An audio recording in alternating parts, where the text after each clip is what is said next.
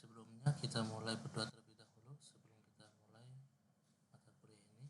Oke, berdoa dimulai. Bismillah.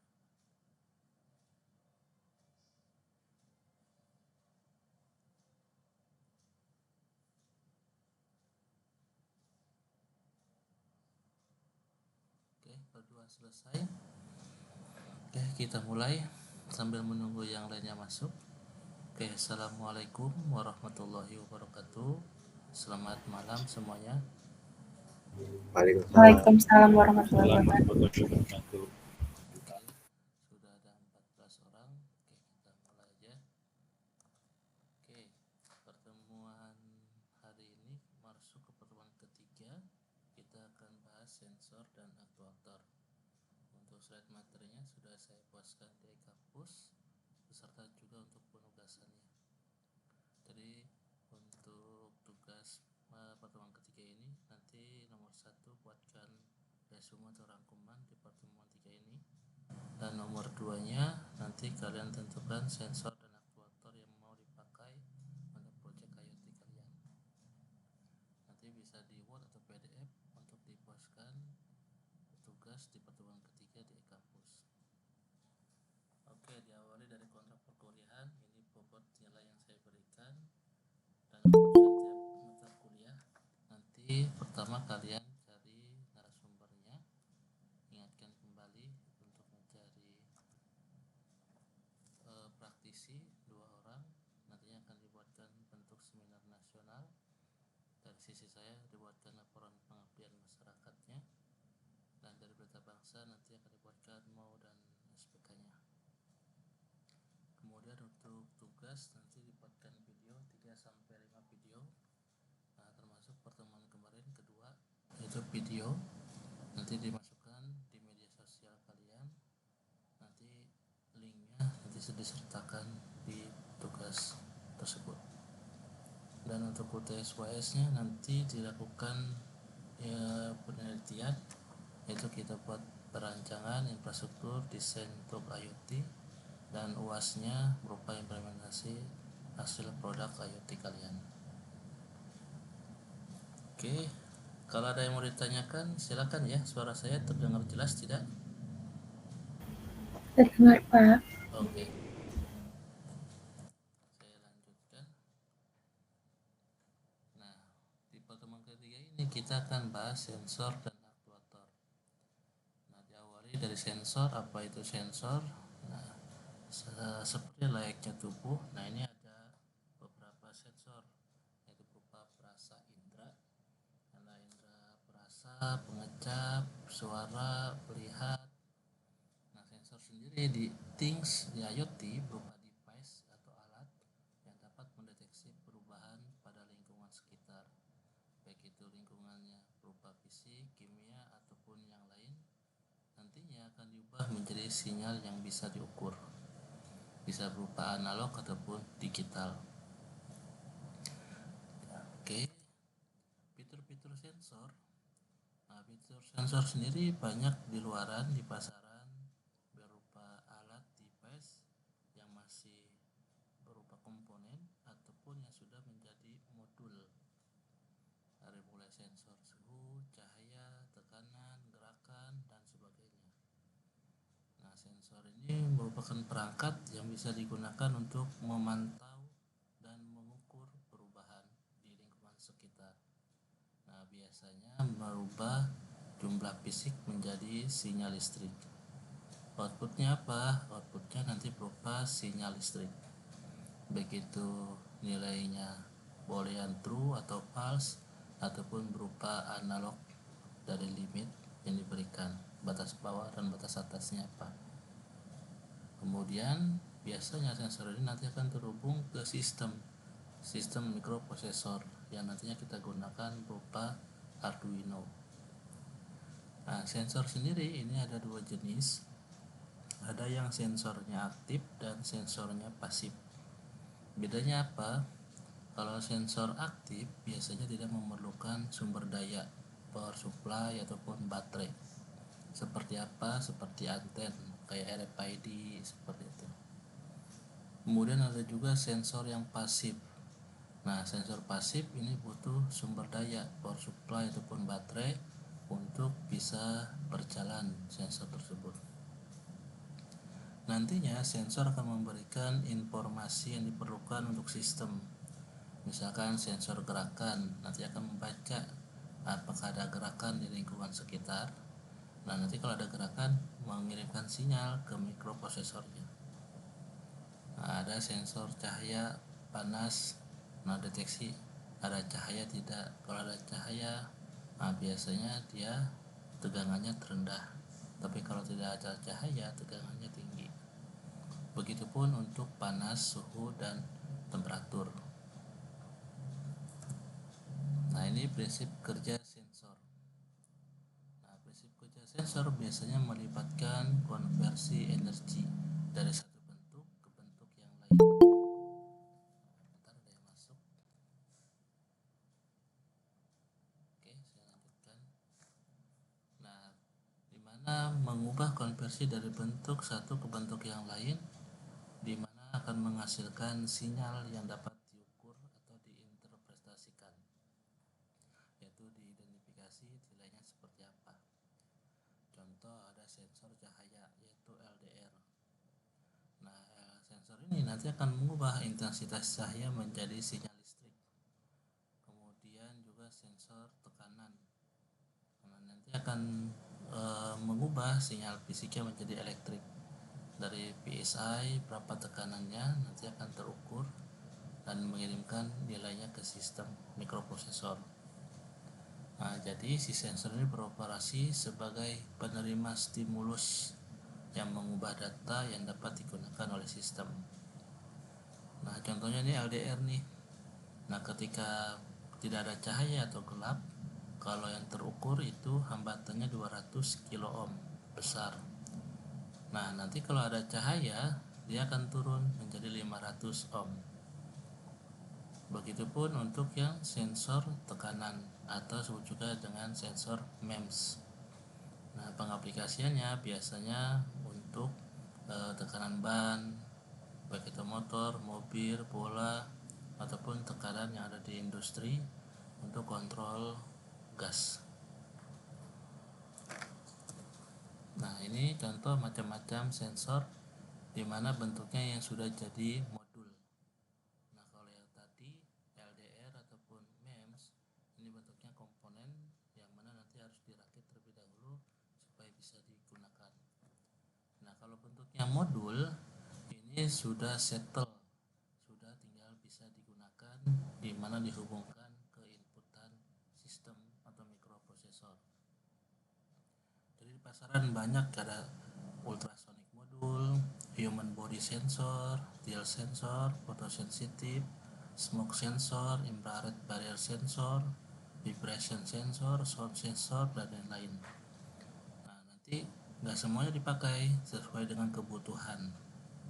Misalkan untuk deteksi orang, nah bisa juga menggunakan suara atau getaran, vibration atau gerakan dan sebagainya, atau human body sensor dan sebagainya. Contohnya misalkan ada sensor suhu, biasanya untuk mengukur suhu lingkungan. Sensor tekanan mengukur tekanan pada gas atau cairan. Kemudian sensor cahaya mendeteksi keberadaan cahaya dan mengukur intensitas cahayanya. Sensor gerakan mendeteksi gerakan benda atau manusia. Getaran mendeteksi getaran pada mesin atau peralatan industri. Sensor suara mendeteksi dan mengukur kebisingan atau suara di sekitar sensor. Sensor kelembaban mengukur kelembaban udara atau benda. Sensor gas untuk mendeteksi keberadaan gas tertentu di sekitar sensor.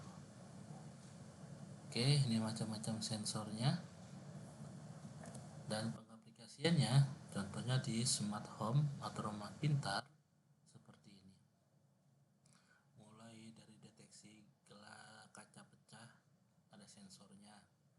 Light control mengontrol lampu, energy management mengukur KWH, smartphone alert remotely control, temperatur, live video streaming, sampai keyless entry, door lock.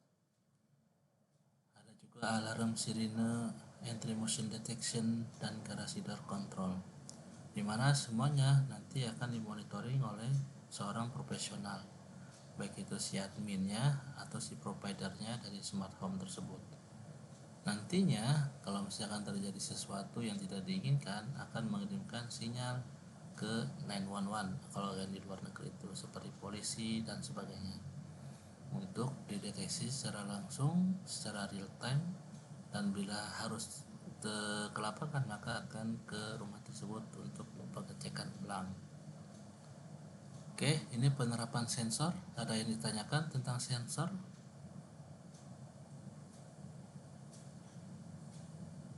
Halo? Halo? Ada yang mau ditanyakan tentang sensor sebelum saya lanjut ke aktuator? Belum, Pak. Belum.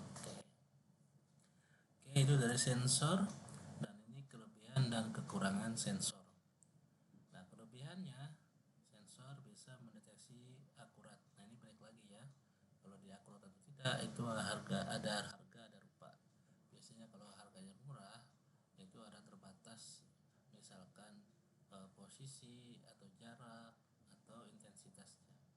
Tapi kalau harganya mahal biasanya lebih baik, lebih bagus. Kemudian juga ada monitorisasi real time, di mana sensor dapat memberikan data secara langsung. Nah, responnya juga tergantung dari alatnya tersebut, ada yang cepat, ada yang lambat. Kemudian ada efisiensi energi. Nah, tentu nanti akan dirancang sensor seefisien mungkin sehingga nanti akan menggunakan daya yang kecil supaya awet baterainya tahan lama. Dan yang keempat, otomasi. Nah, biasanya sensor ini dipasangkan untuk otomasi sistem, di mana akan mengurangi intensitas manusia dalam pengerjaannya. Nah, tapi dari kelebihan tersebut ada kekurangan. Tentu yang pertama biaya. Nah, semakin canggih, semakin mahal, biasanya semakin bagus sensornya. Nah, dua kekurangan dari sensor ada ketidakpastian. Kadangkala si sensor juga mengirimkan data yang tidak akurat karena dipengaruhi oleh alam, baik itu mungkin panas atau terlalu dingin, tergantung suhu dan kelembapan sekitar. Kemudian ada perawatan, maintenance. Nah, ini karena barang elektronik baru nanti harus dicek secara berkala, baik itu per bulan, quarter, ataupun third year dari per bulan, yaitu 3 atau sampai 6 bulan untuk pengecekan alat tersebut masih bekerja atau tidak. Kemudian yang keempat, keterbatasan kondisi. Nah, balik lagi karena barang elektronik itu tidak semuanya sensor cocok untuk di semua kondisi lingkungan.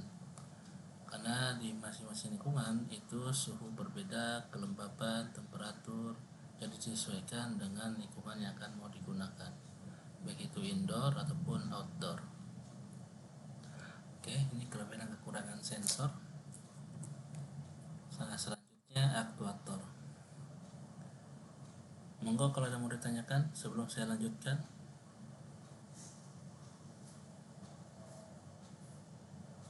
Oke, aktuator, apa itu aktuator? Aktuator itu penggerak. Jadi ada sebuah perangkat yang berfungsi untuk menggerakkan ataupun mengendalikan sistem mekanik. Nah, aktuator ini bisa bekerja nantinya untuk mengubah energi listrik menjadi energi mekanik. Nah, contohnya misalkan saya pasang sensor face recognition, deteksi wajah. Kalau wajahnya diterima, nanti akan menggerakkan kunci pintu. Nah, kunci pintu ini digerakkan bisa menggunakan solenoid atau motor, nantinya akan membuka slot kunci pintu. Nah, si aktuator ini yang akan bekerja dari sinyal listrik mengubah menjadi energi mekanik. Nah, contohnya ini yang ada di industri, saya menggerakkan linear aktuator, yaitu maju dan mundur, di mana proses maju dan mundur nanti tergantung dari si solenoidnya. Nah, solenoid ini dipengaruhi oleh regulator dan valve. Nah, ketika reservoir misalkan mengirimkan udara tekanan tinggi, nanti valve-nya bisa kita open atau buka, atau kita buka atau kita tutup. Nah, ketika kita buka, regulator tentu akan mendapatkan tekanan. Nah, tekanan seberapa PSI nanti akan membuka solenoid untuk menghantarkan udara ke linear aktuator, sehingga nanti aktuatornya maju. Begitupun kalau misalkan kita tutup valve-nya, regulator tekanannya rendah, solenoidnya nutup dan tidak ada udara, maka linear aktuatornya akan kembali atau mundur.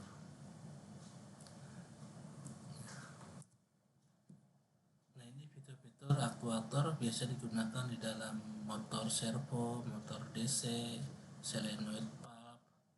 Nah, aktuator ini berupa perangkat yang mengubah sinyal listrik menjadi gerakan mekanis. Nah, biasanya sinyal listriknya berupa inputan dan outputnya berupa pergerakan mekanis. Nah, biasanya aktuator ini terhubung di output. Nah, kemudian si aktuator ini nanti akan mengendalikan lingkungan sesuai dengan pembacaan sensor. Kemudian kalau misalkan contohnya ada sensor deteksi orang, nanti kalau misalkan ada orang, lampunya hidup. Nah, sensornya bisa menggerakkan aktuatornya berupa relay untuk on-off-kan lampu. Nah, biasanya si aktuator ini membutuhkan sumber daya. Jarang ada aktuator yang tidak membutuhkan sumber daya, walaupun ada sebagian. Nah, tapi dalam pemakaian biasanya membutuhkan sumber daya baterai ataupun power supply. Dan kebanyakan menggunakan aktuatornya berupa motor, baik itu motor servo, motor stepper, DC, AC. Nah, prinsip kerjanya biasanya aktuator ini tergantung pada data yang disediakan oleh sensor. Nah, sensor nanti akan mendapatkan data, yaitu menerima data dari respon luar, kemudian datanya akan dirubah menjadi sinyal digital dan dikirimkan ke mikroprosesor. Dan mikroprosesor nanti akan memproses data tersebut dan datanya nanti akan dikirimkan untuk memerintahkan aktuator. Nah, contohnya misalkan sistem kontrol suhu, di mana nantinya akan mengontrol suhu sekitar. Jika suhunya melebihi batas, maka sistem nanti akan memerintahkan menghidupkan kipas.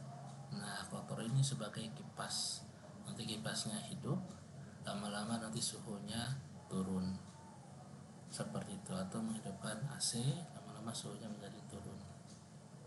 Nah, ini ada gambar contoh sistem kontrol di industri, yaitu untuk mengisi tangki yang disebut sebagai CTT CS-A2S, dimana di sini prosesnya untuk otomasi sistem untuk pengendalian tangki, dimana untuk proses fermentasi dan pematangan bir untuk zona pendinginan tangki. Nah, ini macam-macam aktuator. Ada yang relay, ada yang piston, ada solenoid, silinder, motor. Nah, aktuator sendiri ini ada banyak jenisnya. Nah, contohnya aktuator manual. Nah, manual ini biasanya dikendalikan secara manual sehingga kadang-kala tidak membutuhkan sumber daya. Nah, manual ini seperti apa? Contohnya roda gigi, tuas, roda harus kita dorong atau gerakan supaya dia bekerja. Kemudian juga aktuator listrik. Nah, ini butuh sumber daya listrik, baterai dan sebagainya. Nah, biasanya ini menggunakan motor ataupun gerakan yang cepat dan efisien. Kemudian juga aktuator hidrolik. Nah, hidrolik ini biasanya menggunakan cairan terkompresi dalam silinder untuk menghasilkan tekanan. Nah, bisa dipakai di perusahaan-perusahaan di industri untuk proses produksi pembuatan mesin. Ada juga aktuator pneumatik. Nah, ini menggunakan tekanan gas untuk melakukan gerakan. Dan juga ada aktuator spring. Nah, biasa memiliki pegas yang dapat dipicu ataupun dilepaskan untuk menghasilkan mekanis. Seperti itu, ini macam-macamnya. Nah, ini penerapannya. Biasanya aktuator dan sensor itu saling berhubungan, di mana untuk penerapan aktuator tergantung dari sensor yang kita gunakan dan dikirimkan datanya di mikroprosesor. Contohnya mesin vision untuk optical ambient light, deteksinya nanti bisa mungkin membuka pintu dan sebagainya. Ada akselerasi tilt, ada electric magnetic, ada leak level, oscilloscope torsi, ada flow meter, contohnya water meter, misalkan untuk menutup keran. Kemudian ada chemical gas, ada acoustic sound vibration, kemudian ada humidity moisture, ada temperatur dan gerakan. Oke, ada yang tanyakan tentang aktuator?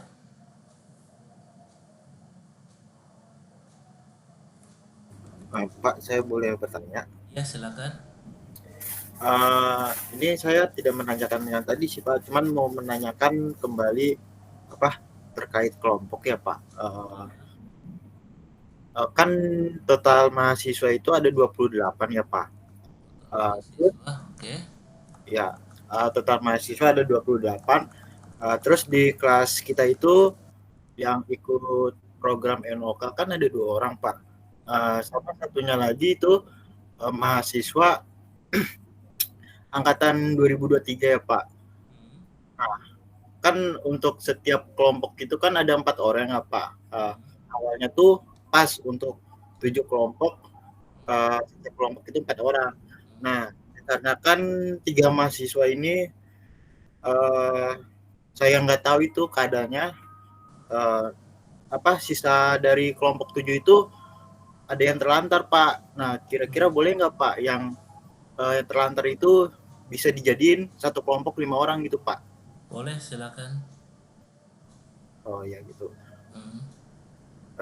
Itu aja sih Pak, makasih. Oke. Terus satu lagi lupa saya. Ini ketua PIC kelasnya siapa ya? Hanif Pak. Hamid.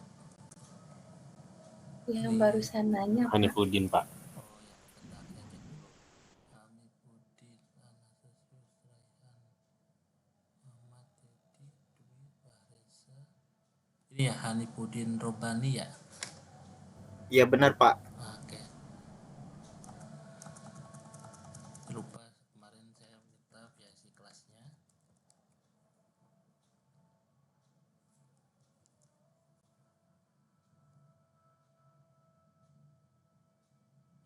Not responding.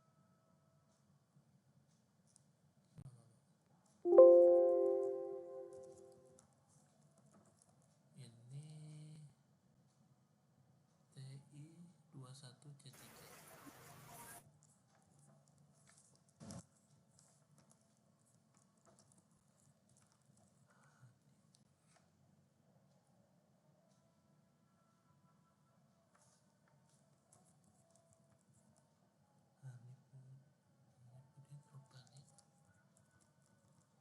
Berapa nomor teleponnya? 08 57 70 80 4763. Oke, makasih. Nah, nanti ini ada grup WA-nya kan ya? Ada Pak. Udah dimasukin Pak. Oke, nanti saya cek lagi. Oke, nggak apa-apa kalau misalkan tadi yang ada dapat kelompoknya ikut kelompok atau berkelompok baru jadi 5, nggak apa-apa. Yang penting nantinya bisa bareng-bareng, nggak ada yang tertinggal gitu doang. Oke, yang lainnya mungkin moga silakan kalau ada mau ditanyakan. Pak, saya yang pengen bertanya. Iya, silakan. Jadi itu sensornya itu bisa dalam satu alat tuh bisa 2 Pak, atau sampai lebih itu.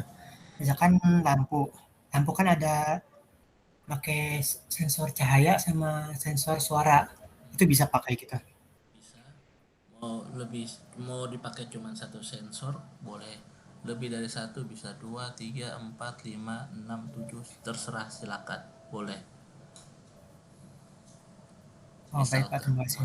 Nanti logiknya di sistemnya di mikroprosesor berarti if then-nya itu banyak. If misalkan lah ada gerakan true, and kemudian ada suara true, and ada gerakan, ada suhunya, misalkan suhunya tinggi true, and kemudian temperatur, sama dengan true, and di end kan semua, nanti baru lampunya hidup. Mau pakai cuman satu doang sensor gerakan boleh, 2, 3 boleh.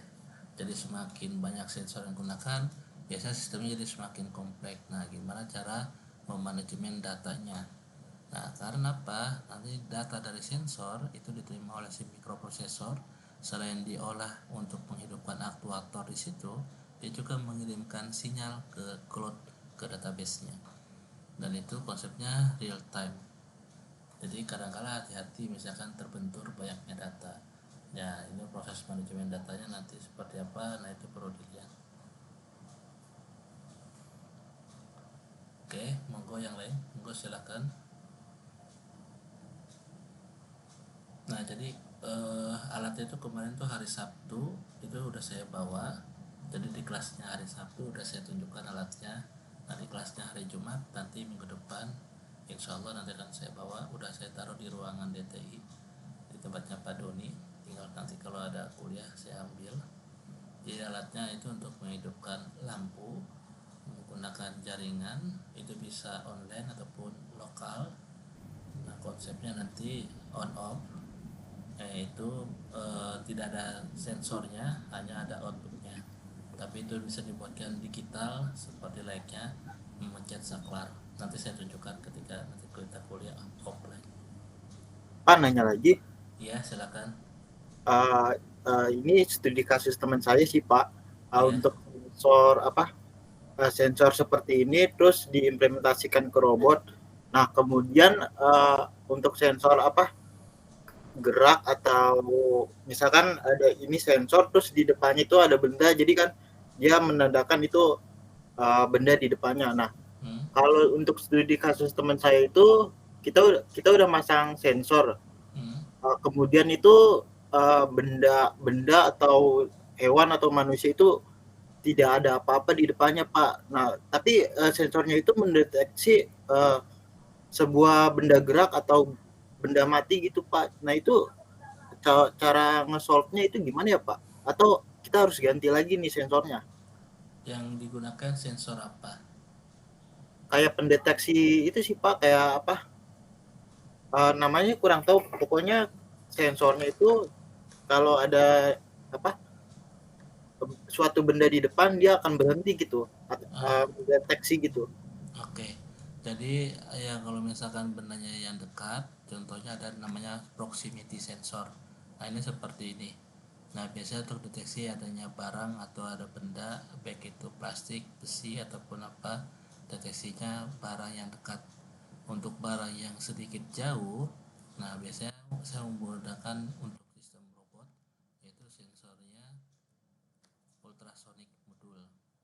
Jadi nanti dia akan mengirimkan dan menerima, dan ini ada harga dan rupa, bisa deteksi beberapa meter kalau misalkan untuk harga yang mahal, tapi untuk yang harga rendah biasanya per sentimeter. Nah, untuk sensor deteksi contohnya buat robot untuk deteksi adanya halangan, baik itu dinding ataupun ada orang ataupun ada benda di depannya.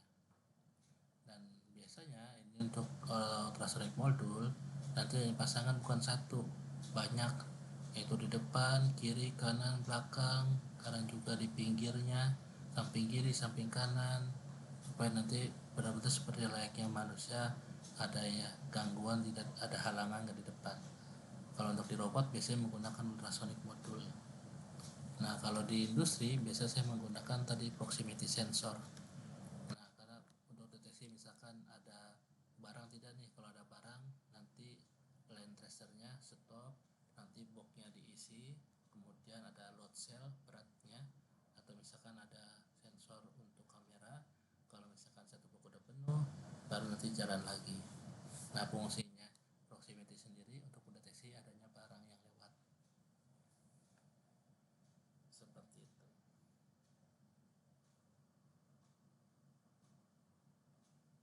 Baik Pak, terima kasih. Ya, oke. Silakan yang lainnya.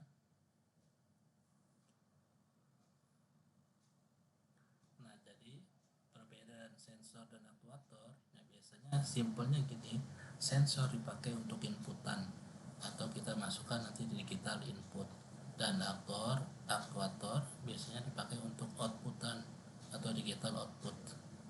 Nah, nanti kalau sensor deteksi nih, nanti bisa inputan atau merasakan atau mengukur perubahan sekitar. Nah, si aktuator nanti akan menggerakkan, mengubah sinyal listrik menjadi mekanik.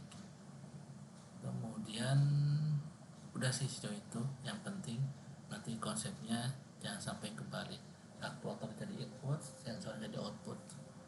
Nah, biasanya sensor itu input, aktuator yang output. Nah, ini kesimpulannya.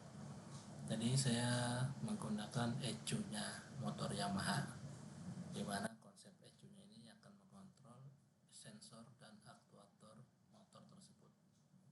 Nah, sensor dan aktuator ini banyak di dalamnya si motor tersebut, tidak hanya satu atau dua, di mana nanti akan melakukan tugasnya sendiri-sendiri. Sensor akan memonitor kuantitas fisik, baik itu dari sensornya throttle, intake air pressure, coolant, oksigen, fuel injector, dan nantinya akan diambil datanya oleh ECU. ECU akan memproses dan memberikan perintah ke aktuator dalam bentuk sinyal listrik. Baik itu biasanya sih membuka dan menutup katup. Nah, kayak contohnya ignition coil, membuka coilnya open sama close, kemudian fuel pumpnya, kemudian sweep detailnya, ada intake air pressure-nya, crankshaft position-nya, seperti itu. Ini yang saya ambil dari Yamaha Mega Utama, contoh simulasi asli di lapangan.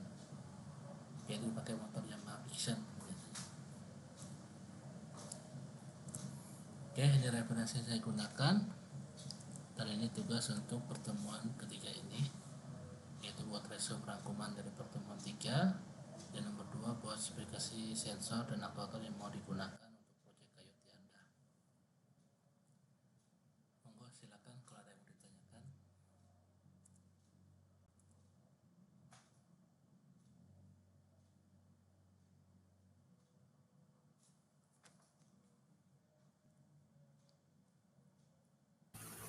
Pak, saya izin nanya. Iya, silakan.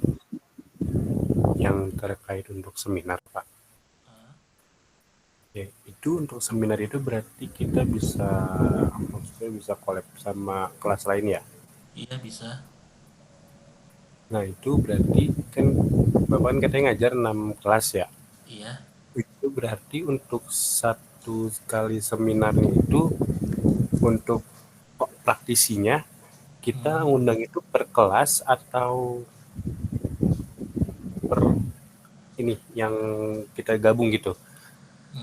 Jadi misalkan nih ada satu praktisi kelas ini nih punya nih, ya udah nanti biar saya minta nomor HP-nya sama namanya siapa, nanti Pelita Bangsa yang akan menghubungi dan menyiapkan waktunya kapan untuk seminar. Ketika dapatkan tanggal dan waktunya, nah nanti kelas ini ikut, dan kelas yang lain juga bisa ikut sekedar untuk menggugurkan kewajiban ini. Nah, kalau misalkan dari kelas ini ada 1 orang, syukur, alhamdulillah, ataupun ada 2, nah ini bisa ikut sebelum UTS ataupun sesudah UTS. Atau kalau misalkan kelas lain juga ada, nah kita juga ikut, bisa nimbrungin kelas yang lain. Oh, jadi kayak kita tetap satu kelas itu mengajukan minimal 1 praktisi gitu, Pak? Ya, seperti itu. Terus untuk laporannya kan nanti ada laporannya ya? Ya, laporan pengabdian masyarakat nanti dari sisi saya buatkan laporan pengabdian masyarakat. Kemudian dari Pelita Bangsa mungkin mau atau SPK-nya, itu nanti dibuatkan sama Pelita Bangsanya.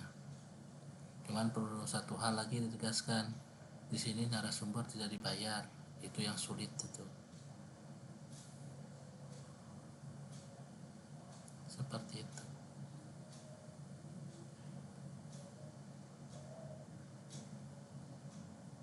Bila mana mungkin narasumbernya atau praktisinya ingin minta laporannya, oke, nanti dari saya buatkan, nanti saya kopikan atau soft kopinya bisa saya serahkan oleh siapa medianya.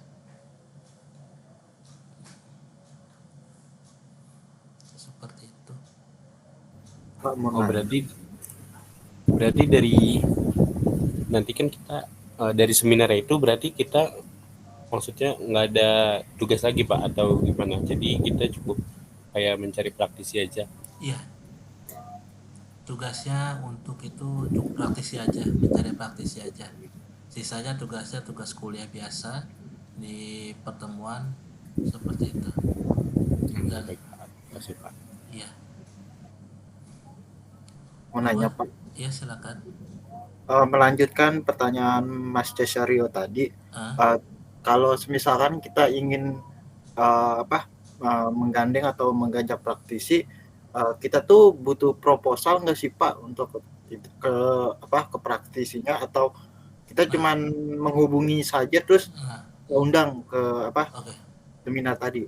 Oke, nah itu balik lagi ke praktisinya. Praktisinya nanti kalau misalkan mau kita undang, dia minta proposalnya dulu enggak. Kalau dia minta ya kita buatkan. Intinya mereka mau bersedia. Kalau misalkan bersedia, pasti dari pihak mereka ada syarat-syaratnya. Mungkin butuh proposal atau ada surat dari kampus atau mungkin rinciannya dia minta biaya mungkin atau apa. Nah, dari kita sendiri jelas satu narasumber tidak dibayar. Terus kalau untuk proposal nanti biar kita buatkan, bisa dari mahasiswa ataupun dari dosennya atau dari berita bangsanya untuk minta surat izin untuk kita adakan seminar nasional.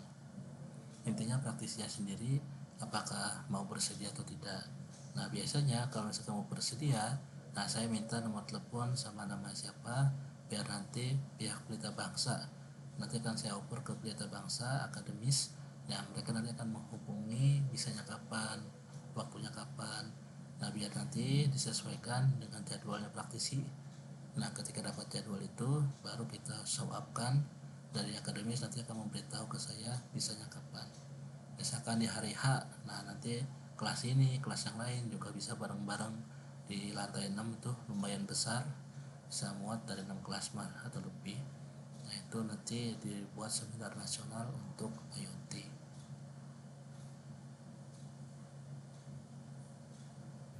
Berarti kalau misalkan dari pihak praktisinya udah di ACC nih surat hmm, permintaan atau proposal.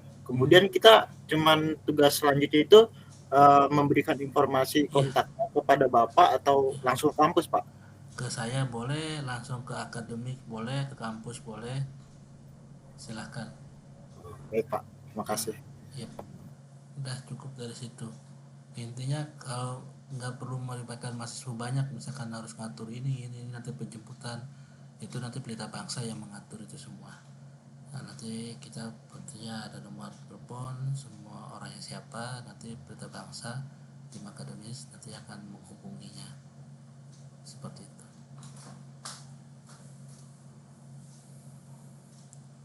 Sulit soalnya untuk cari yang narasumber tidak dibayar itu sulit, tapi ada, pasti ada, cuman itu rada susah.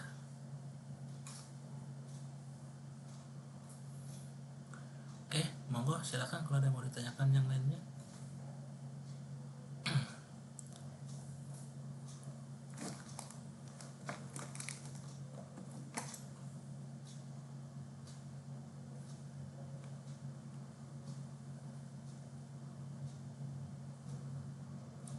Apalagi kalau kemarin ikut di hari Sabtu tuh yang ada seminar anak SMA SMK, nah itu saya bawa alat IoT itu ditunjukkan, ada kelas dari TI 21B2 kalau nggak salah yang lihat. Nanti alatnya besok saya bawa, udah saya titipin tempatnya Pak Doni, dia juga pengen belajar. Nah itu alatnya industrial otomasi, dipakai untuk saving energi sama kontrol di produksi, mesin produksi.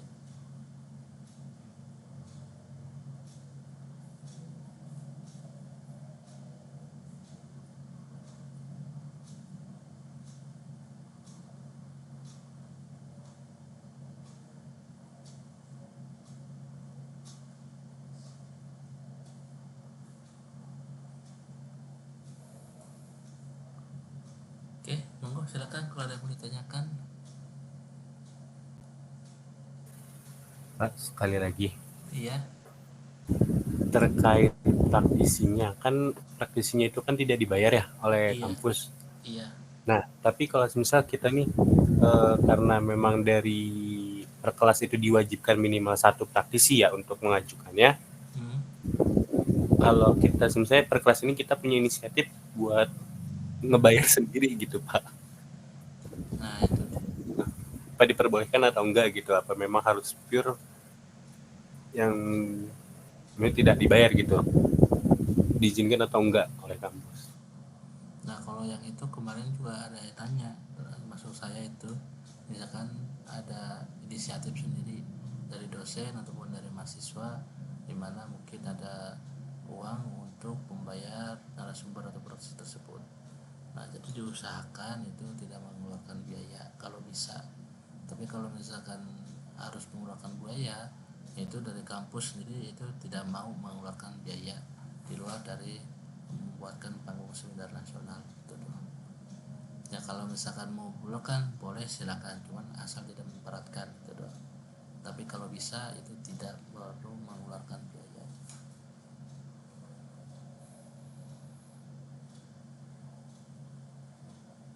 Seperti itu Mas Cesar. Iya baik Pak.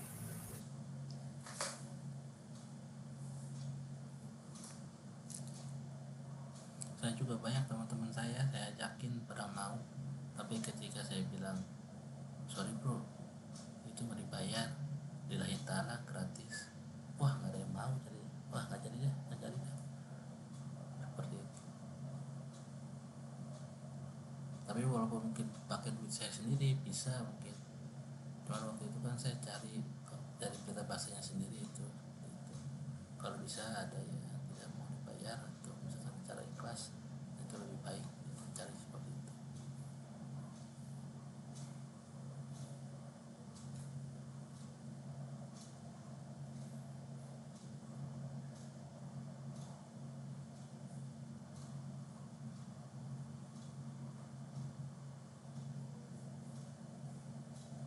Oke, jadi pertemuan hari ini tentang sensor dan aktuator. Untuk tugasnya, jadi kalian desain sendiri IoT-nya apa. Nah tentunya pakai ada sensor dan aktuator yang akan mau digunakan. Ya yang simpel sederhana aja dulu, satu sensor satu aktuator. Contohnya sensor gerak, aktuatornya relay. Konsepnya untuk hidupin lampu. Nah simpelnya seperti itu. Tapi kalau mau pakai lebih dari satu sensor monggo, aktuator lebih dari satu monggo.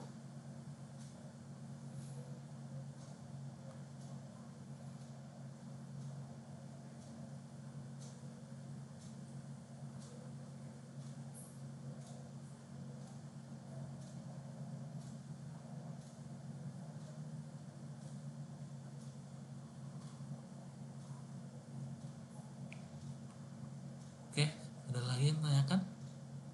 Nanti kalau misalkan ada yang mau ditanyakan di luar jam kuliah, silakan ya. Bisa WA, Japri, ataupun email ke saya. Saya cek di, jangan lupa untuk absen.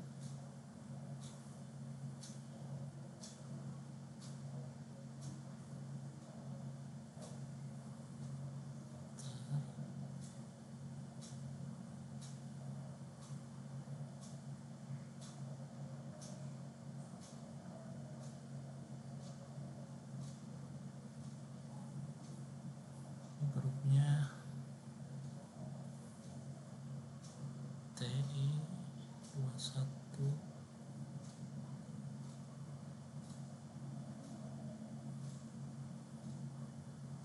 TI 21 C2. Iya, C3 ini.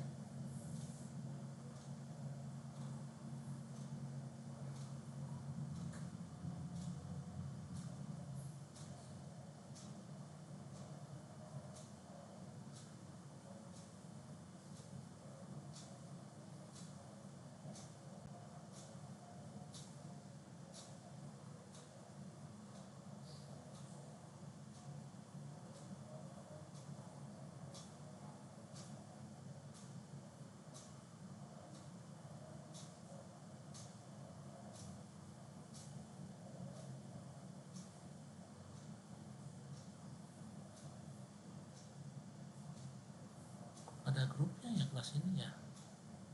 TI kelas 1 C3.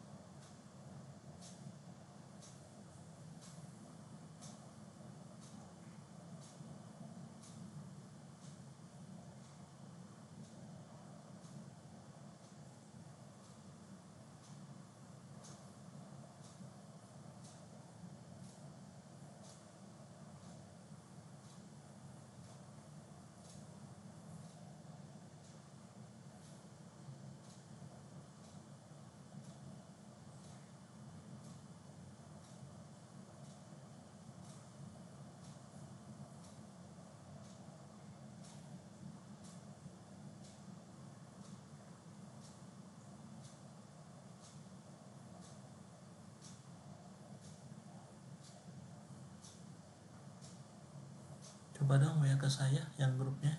Saya ngecek kok nggak ada ya di HP saya. Sebentar, Pak.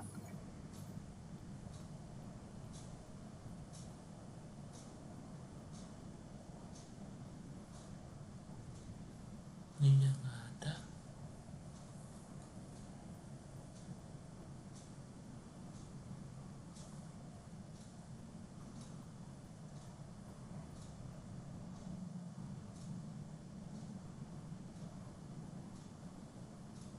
Udah muncul belum, Pak, notifikasinya?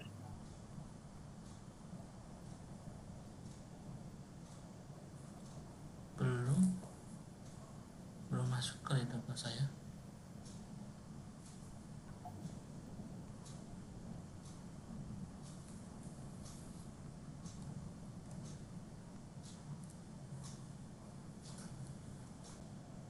Kurang satu nih nomor saya.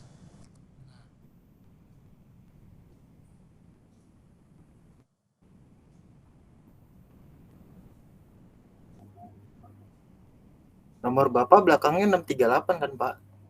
6385. Lupa. Lah, salah nomor ke saya.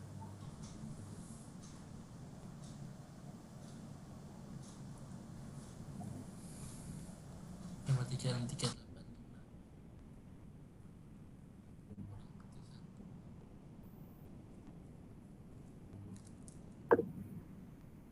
Tapi di saya apa? Belakang itu 638, Pak. Nggak ada 5-nya sih.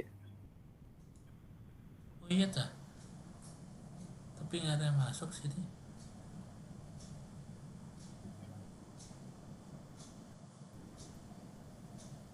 Yang benar tuh ini 536385. Gak tahu kalau 638 nomornya. Saya ini kurang satu tadi 5-nya belum ada.